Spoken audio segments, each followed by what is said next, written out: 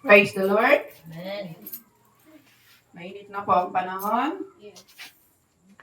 At magkasing-init sana ng ating paninilbihan sa ating Panginoon. Amen? Amen. Hindi po yung nanglalamig tayo. Parang bangkay.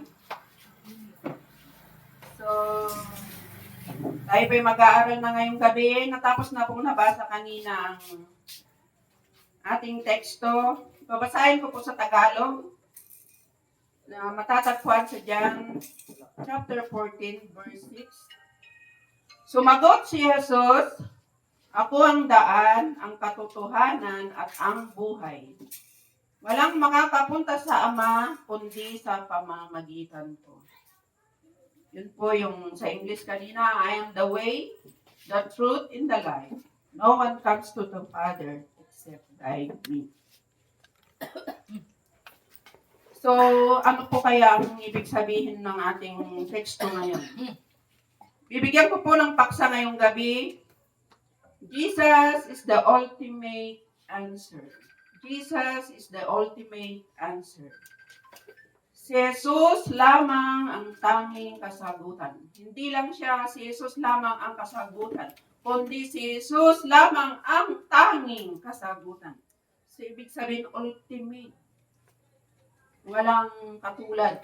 Siya lang. Wala nang iba. No one else. Si Jesus lang ang tanging kasagutan. So, ito po ang ating paksa.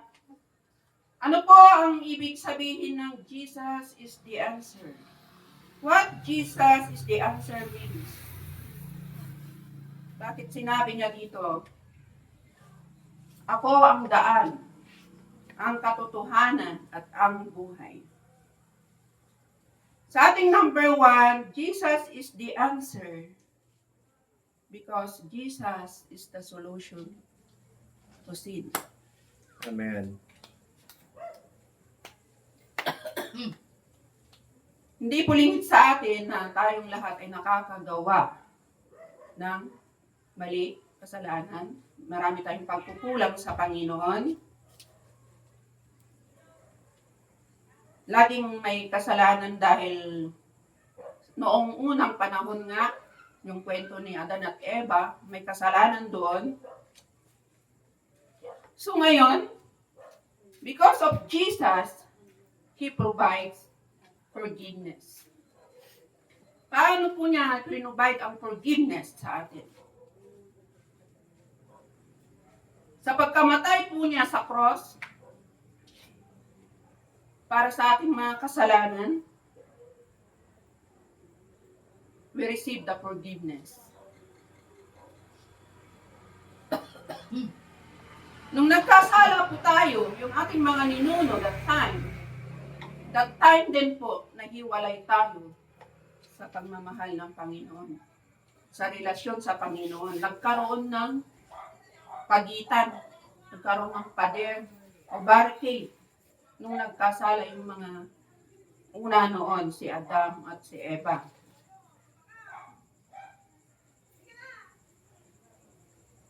Pero may pinangako ang Ama na Redeemer. That is Jesus. So doon pa lang po sa umpisa ng pagkakasala natin, Jesus is the answer na. Siya ang binigay ng ating Ama para mag-reconcile tayo sa ating Ama. Dahil sa kasalanan, binigay niya ang kanyang anak para manumbalik tayo sa ating relasyon sa ating Ama. Kung, ang sabi niya sa 1 John, chapter 1, verse 9, "Subalit kung ipinapahayag natin sa Diyos ang ating mga kasalanan, maaasahan nating patatawarin tayo ng Diyos sa mga ito. At lilinisin tayo sa lahat ng ating kasalanan sapagkat siya ay tapat at matuwid." So, ang dami nating option. Andyan lang si Jesus waiting for us to confess. Andyan lang ang Panginoon naghihintay. But sometimes, kung sino pa yung nakagawa ng kasalanan, turo dito, turo doon. Amen? Amen. Siya kasi, Satan kasi din. Nilisog na.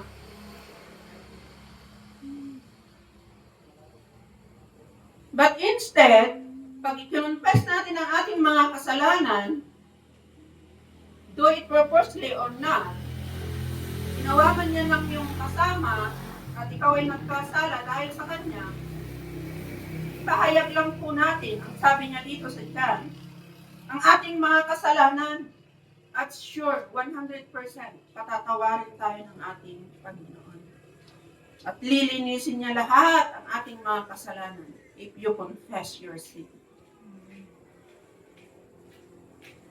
Dahil only Jesus is the answer sa ating broken relationship with God.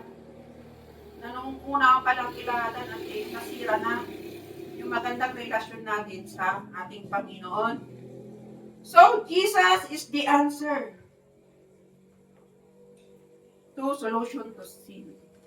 Number 2, bakit Jesus is the answer? Ang sabi niya doon, I am the way, the truth. So, the number 2, truth in confusing world. O di ba, nung gulong-gulo tayo dito sa mundo kung anong nangyayari, tataas ng mga bilihin, daming scammer, daming mangloloko, daming mga bolera. Dito na po lahat sa mundo.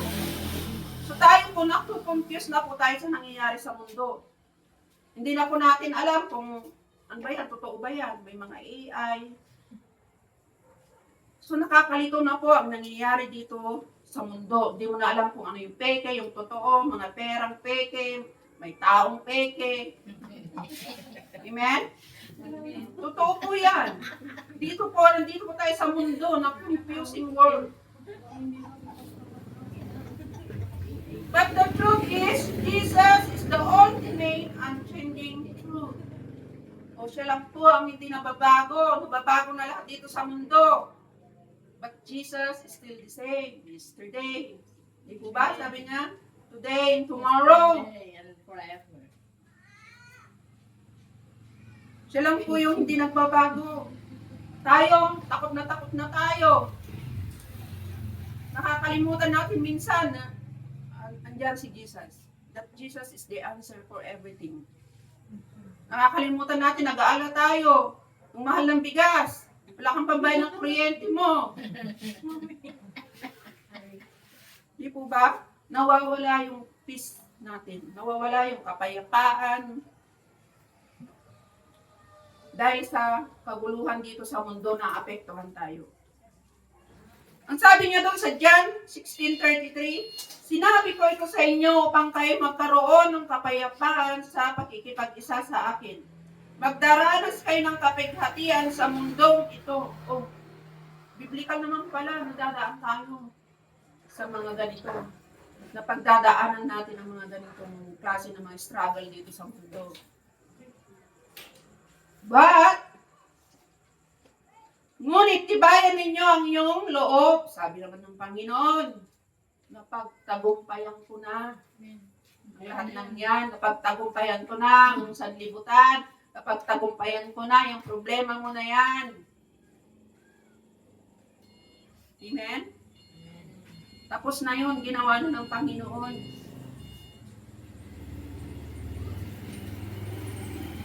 Ano lang gagawin natin? Trust. Manampalataya sa ating Panginoon. Dahil siya ang nagbibigay ng kapayapaan sa atin. Huwag natin kalilimutan that always Jesus is the answer sa lahat ng ating problema. Sabi niya pa doon sa John 14:27, kapayapaan ang iniiwan ko sa inyo, ang aking kapayapaan ang ibinibigay ko sa inyo, hindi ito katulad ng kapayapaang binibigay ng mundo. Yung kapayapaan mo kung may milyon ka, payapa ka na ba? Kung marami kang kabang-kabang bigas, payapa ka ba? Oo, payapa ka. Pero hindi yun may hahalin tulad sa kapayapaan na binibigay ng Diyos na kahit wala kang 10 kabang bigas dyan, payapa ka pa rin. Because you trust the Lord na everyday bibigay niya yung pangangailangan mo. Yung pangangailangan mo lang Minsan naman kasi gusto mo mag-shop, hindi mo naman kailangan. Tapos kung wala kang pambayad, sisisihin mo ang kung sino-sino. Hindi ka binibless. Ganito, wala kang malang pang-shopping. Kung hindi mo kailangan, hindi naman ibibigay ng Panginoon. Amen? Yun lang mga kailangan mo na alam ng Panginoon para tayo ay mapanatag. So minsan, magkaroon po tayo ng contentment. And sabi niya, kapayapaan binibigay ng mundo, huwag na kayong mabalisa, huwag na kayong matakot. O dahil binibigyan niya tayo ng kapayapaan ng Panginoon, yun yung katotohanan na sinasabi ng Panginoon na siya lang ang kasagutan sa lahat. Ano bang sabi niya doon? I am the way, the truth, and the life. Ang katotohanan at ang buhay. So, siya din ang nagbibigay ng buhay. Number 3, Jesus is the answer because He gives life and hope. Siya ang nagbibigay ng buhay at pag-asa. He offers eternal life and hope in a broken world. Lagi siyang nagbibigay ng pag-asa.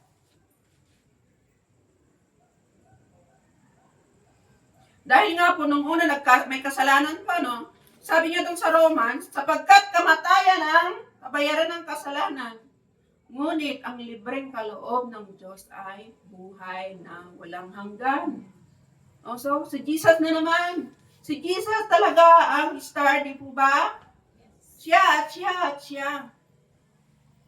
Buhay na walang hanggan sa pamamagitan ni Kristo Jesus na ating Panginoon. Siya ang nagbibigay ng rest ng ating puso. He brings peace and rest from life's struggles. Isipin lang po natin palagi na andyan ang Panginoong Jesus, na siya lang ang kasagutan, the ultimate answer for everything we need, for everything na problema sa buhay. Siya lang at siya lang at siya lang. At wala na ang iba. The ultimate answer is only Jesus Christ. Kaya yun po ang sabi niya na ako ang daan, ang katotohanan at ang buhay. So lagi po nating pakatandaan na magkaroon tayo ng payapa, peace of mind na sasagutin lahat ng Panginoon katulad po ng kanyang ipinangako na Jesus is the answer for everything in our life. Amen? Amen. Ito lang po ang maiiwan ko sa atin sa gabing ito, na sana po kapulutan natin ng aral, na magkaroon tayo ng kapayapaan sa buhay. Shall we sing that song, Christ is the answer? At tinatawagan ko po si Bishop Wanda.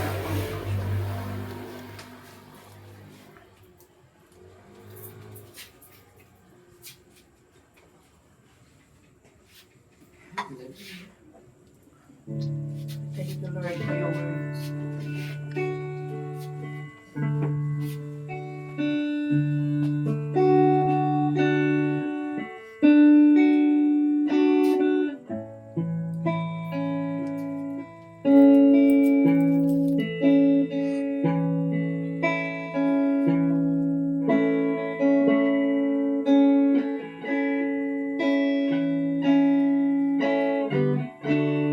Christ is the answer To all my longing, to all my longing.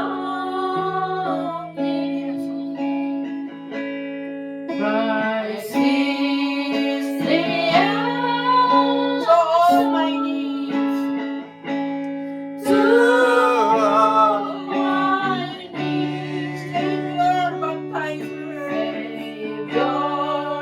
baptize physician,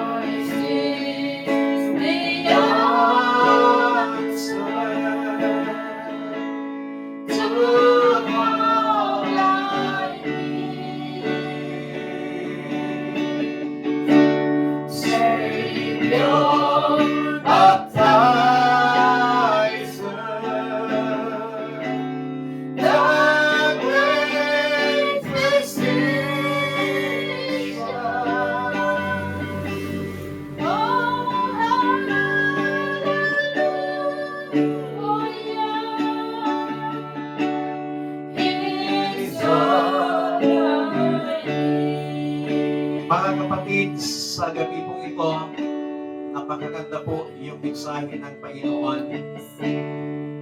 Si Kristo ang solusyon sa lahat. Kaya kung may problema ka, may pagsubok ka, may pinagdadaanan ka sa iyong buhay, lumapit ka kay Jesus sapagkat siya ang solusyon ng lahat ng problema. Siya ang kasagutan ng lahat ng ating mga problemang pinagdadaanan. Huwag tayong mahiyang lumapit sa Kanya. Kung may problema ka, may mabigat kang pinagdadaanan sa gabing ito, maging kalmado ka lang. Lumapit ka sa Diyos. Ilapit mo sa Kanya at susolusyonan ng Panginoon ang lahat ng problema iyong pinagdadaanan. Yes, Lord. Panginoon, sa gabing ito, maraming salamat sa iyong masalita naming napakinggan that you are the solution sa lahat ng bagay. Pagpalain mong iyong lingkod na siya mong ginamit. Patuloy mo siyang bigyan ng mas malalim, mas malawak na kaalaman pangunawa patungkol sa iyong masalita. Pagpalain mo din ang bawat nakarinig ng tinig, Panginoon, nakarinig ng masalita sa gabi mong ito. Ano man ang kanilang pinagdadaanan sa buhay, sa tuwing sila'y lalapit, Panginoon, iparanas mo, ipakita mo sa kanila that you are the solution ng lahat ng bagay, ng lahat ng problema, ng lahat ng pagsubok. Ikaw lamang ang solusyon, Panginoon. Marami pong salamat dahil muli mo kaming pinalalahanan ng iyong masalita. Sa iyong lahat ng papuri, pasasalamat sa tayong pangalan ng aming Panginoong Hesus. Ang lahat ay magsabi ng Amen. Palakpakan po natin ang Panginoon. Amen.